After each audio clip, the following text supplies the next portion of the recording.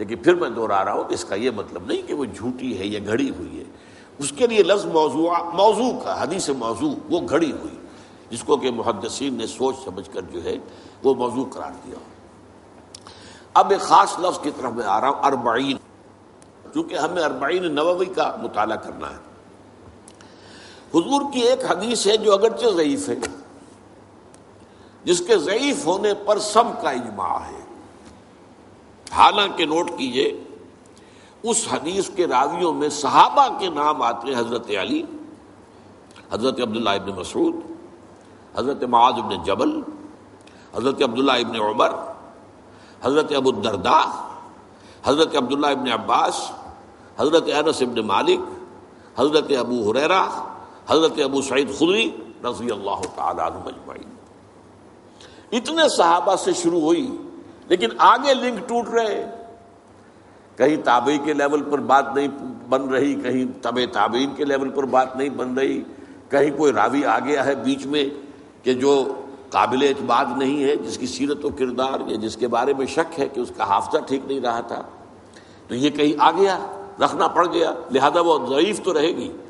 لیکن اتنے صحابہ سے روایت ہوئی ہے تو اس کے اوپر پھر بہت توجہ دی ہے علماء کرام نے. 50 سے زیادہ کتابیں. اب وہ حدیث کیا ہے وہ میں پہلے آپ کو سنا دوں. حدیث کا متن اب بتا رہا ہوں میں آپ کو.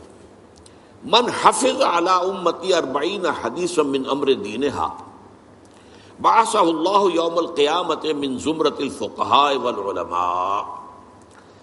حدیث کا ایک مجموعہ ہے کنز العمال، اس میں ضعیف احادیث بھی ہے، صحیح احادیث بھی ہے. کنز العمال، اس میں یہ حدیث موجود ہے. اور جیسا کہ میں نے کہا صحابہ میں سے اتنے صحابہ کے نام میں نے آپ کو لے دیے، یہ سب کے سب فقہاء صحابہ میں سے، بہت چوٹی کے صحابہ میں سے. لیکن یہ ہے کہ وہ اس کی روایت، جیسا کہ میں نے عرض کیا، سارا دار و مدار روایت پر ہے. اسی کے اوپر معاملہ جو ہے حدیث کا مقام و مرتبہ متعین ہوگا. ترجمہ کیا ہے؟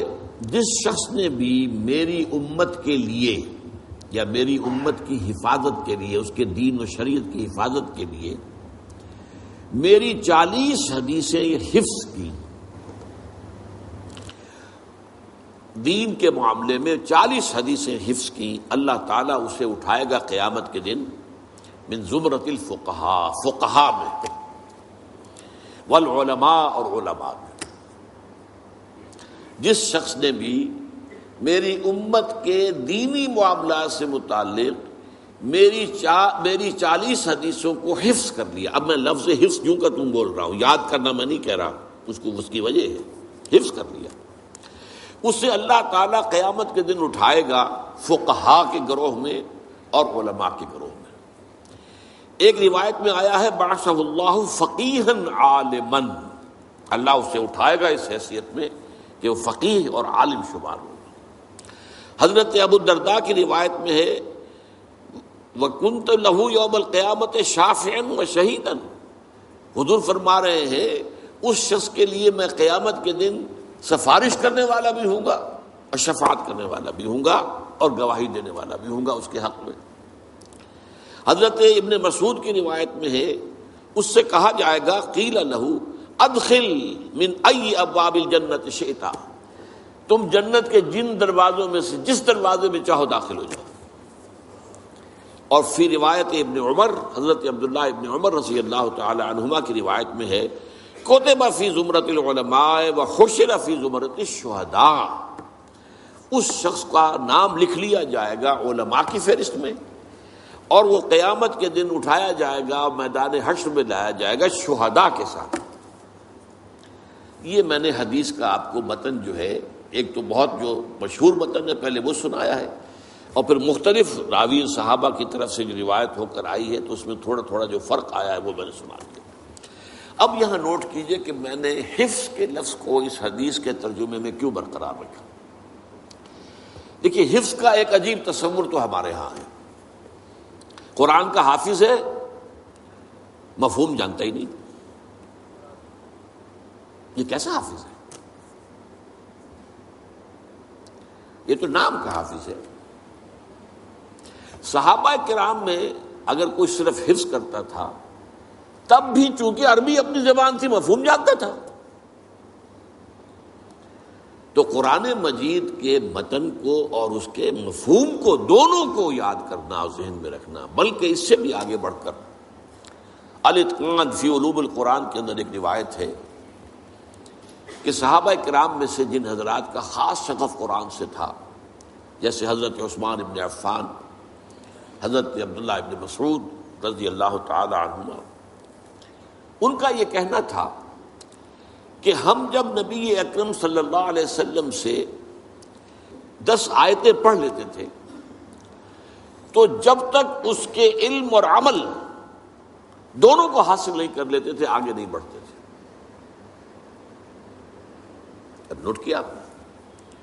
علم اور عمل، الفاظ ہی نہیں، علم بھی، یعنی 3 چیزیں اب جمع کیجئے۔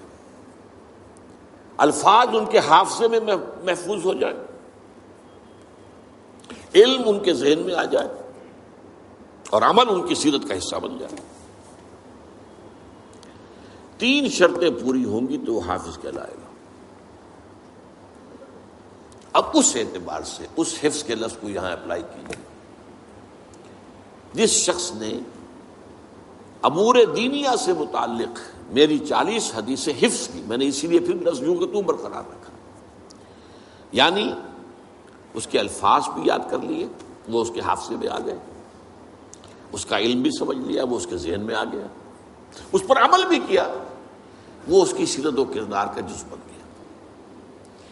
اس لیے کہ اسی معنی میں حضرت عائشہ صدیقہ رضی اللہ تعالی عنہا سے جب سوال کیا گیا، کچھ تابعی حضرات جمع ہوئے، اور آپ اندازہ کر سکتے ہیں کہ کیسی حسرت ہوگی تابعین کو،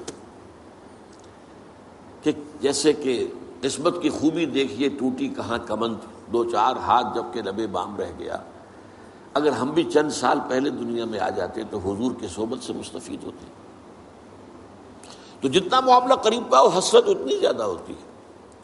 ہمارا تو فصل 1400 برس کا ہے، تو اس طرح کا کوئی تصور ہی دن میں نہیں آ سکتا، لیکن جن کا فصل اتنا ہی تھا تو ان کی تو صورت وہی ہوگی کہ قسمت کی خوبی دیکھیے ٹوٹی کہاں کمند، 2-4 ہاتھ جب کہ لبے بام رہ گیا۔ تو اگر ہم ذرا پہلے آ گئے ہوتے تو ہم حضور کی صحبت سے اور آپ کے دیدار سے ہم مشرف ہوتے۔ تو حضرت عائشہ ام المومنین رضی اللہ تعالی عنہا کے پاس کچھ تابعی آئے کہ ہمیں حضور کی سیرت سنائیے۔ اب عجیب بات دیکھیے، حضرت عائشہ نے پلٹ کر سوال کیا، الستم تقرؤون القرآن، کیا تم لوگ قرآن نہیں پڑھتے؟ انہوں نے عرض کیا، ام المومنین قرآن تو ہم پڑھتے ہیں، ہم نے تو سیرت کی بات کی۔ حضرت ام المومنین حضرت عائشہ صدیقہ، اور یہ جان لیجیے ان کا شمار بھی فقہائے صحابہ میں ہے، چوٹی کے فقہا میں حضرت عائشہ صدیقہ۔ انہوں نے جواب دیا، کان خلقہ القرآن، حضور کی سیرت قرآن ہی تو تھی، یعنی قرآن متلو ہے، تلاوت کیا جاتا ہے، الفاظ اور حروف کی شکل میں تمہارے سامنے، وہ قرآن مجسم تھے۔ قرآن ان کی رگ و پے میں سرایت کر گیا تھا، قرآن ان کی پوری شخصیت اس کا جزو لازم بن گیا تھا، تو کھانا خلق اور قرآن۔ اور ویسے بھی آپ دیکھیں قرآن مجید کے اندر جب آپ پڑھیں گے تو بہت سی صورتیں جو ہے وہ تو معلوم ہوتا سیرت کے ابواب ہیں۔ سورہ انفال پڑھیے، یہ غزوہ بدر کا بیان ہے، شروع سے آخر تک۔ یہ ایک باب ہے سیرت النبی کا۔ آل عمران کا بڑا حصہ جو ہے وہ غزوہ احد پر مشتمل ہے۔ اسی طریقے سے سورہ توبہ کا بڑا حصہ جو ہے غزوہ تبوک سے متعلق ہے۔ اس حوالے سے بھی سیرت بنتی ہے، لیکن یہ کہ وہاں اس مفہوم جو ہے بہت مختلف ہے کہ قرآن کی جملہ تعلیمات اس کو مجسم شکل میں دیکھنا ہو تو محمد صلی اللہ علیہ وسلم، تو تم قرآن پڑھو، اسی کے آئینے میں تمہیں محمد صلی اللہ علیہ وسلم کی سیرت نظر آ جائے گی۔ اچھا، اب یہ جو حدیث میں نے آپ کو سنائی ہے، جیسا کہ میں نے عرض کیا، اس پر اجماع ہے کہ یہ ضعیف ہے، لیکن اس کے ساتھ اشتغال جسے کہتے ہیں، اس کے ساتھ دلچسپی، اس کے ساتھ معاملہ، اس کا پڑھنا پڑھانا، 50 سے زیادہ ائمہ دین اور علماء نے ان کا مجموعے 40 حدیثوں کے اپنے مرتب کیے۔ لہذا یہ کیٹیگری بن گئی الاربعون، 40 حدیثیں فلاں کی، 40 حدیثیں فلاں کی، 40 حدیثیں شاہ ولی